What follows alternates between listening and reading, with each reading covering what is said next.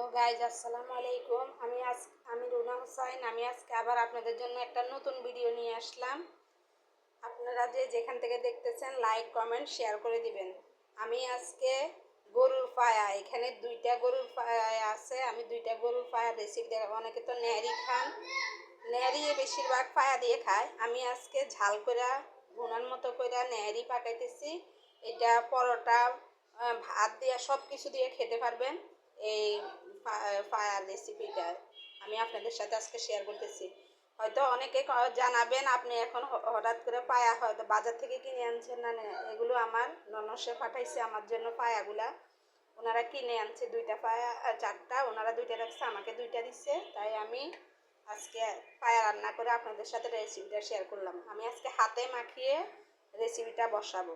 আমি এখানে 4-5টা পেঁয়াজ, একটা টমেটো আর 3-4টা কাঁচামরিচ দিয়ে দিলাম। আমি এখানে জিরের গুঁড়ো দিয়ে দিলাম 2 টেবিল চামচ।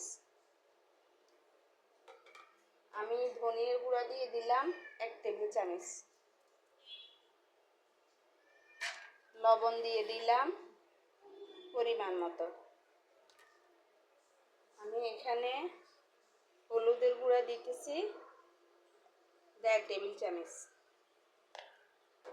মরিচের গুঁড়া দিতেছি, যেহেতু ঝাল ঝাল করবো বলছি, 2 টেবিল চামচ মরিচ দিয়ে দিতেছি। আর দিয়ে দিতেছি এখানে রসুন বাটা 3 টেবিল চামচ, আদা বাটা 2 টেবিল চামচ। তারপরে আমি এখানে গাইজ আমি হাতে বানানো মশলা দিয়ে দিতেছি 1 টেবিল চামচ, নারকেল বাটা দিতেছি 2 টেবিল চামচ। আর আমি এখানে এখন সয়াবিন তেলটা দিয়ে দিব। সয়াবিন তেল দিয়ে দিলাম পরিমাণ মতো। গাইজ আমি এখন হাতে মাখিয়ে নিব ভালো করে।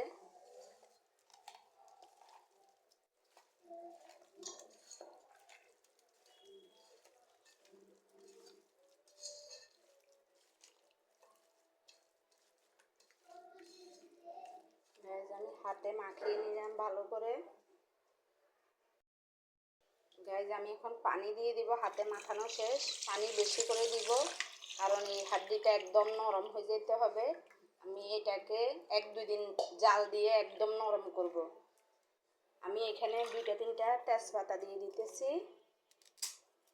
তেজপাতা দিয়ে দিলাম 2-3টা, দারচিনি দিয়ে দিলাম 2-3টা।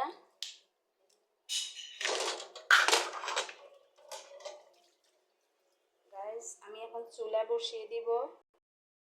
গাইজ আমি চুলায় বসিয়ে দিলাম। আমি এখন চুলাটা চালু করতেছি। আমি একদম 1 পাতিল পানি দিয়ে বসিয়ে দিলাম।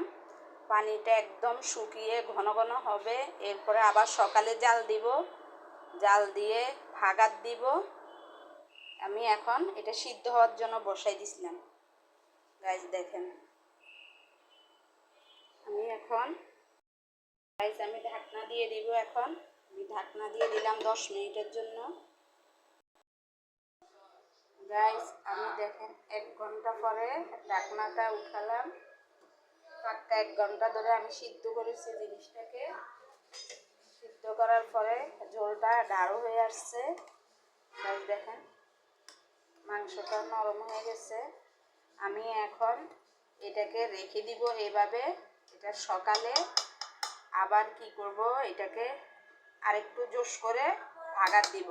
আমি ভাগাতটা এখন দিতেছি না, এখন রেখে দিব এভাবে। ভাগাতটা দিব আমি 2-3টা দেশি রসুন, 2-3টা পেঁয়াজ আর 2টা শুকনা লঙ্কা, কালি জিরা, এগুলো দিয়ে ভাগাত দিব। এগুলো দিয়ে ভাগাত দিয়ে যখন পরোটা, রুটি নাহলে ভাতের সাথেও খেতে পারেন, অনেক সুস্বাদু এবং মজা। আমি আজকের জন্য এখানে ভিডিওটা শেষ করতেছি। আপনারা যেখান থেকে দেখলেন, অনেকে তো নেহারি খান, আমি এটা ঝাল নেহারি করছি। আপনারা যেভাবে খান আমাকে একটু কমেন্ট করে জানাবেন। আমি সাদা নেহারিটাও করি, আর এখানে আজকে আমি ঝাল নেহারি করে আপনাদেরকে দেখাইতেছি। যেখান থেকে দেখছেন লাইক কমেন্ট শেয়ার করে জানাবেন আমাকে। আজকের জন্য ভিডিওটা এখানে শেষ। আল্লাহ হাফেজ।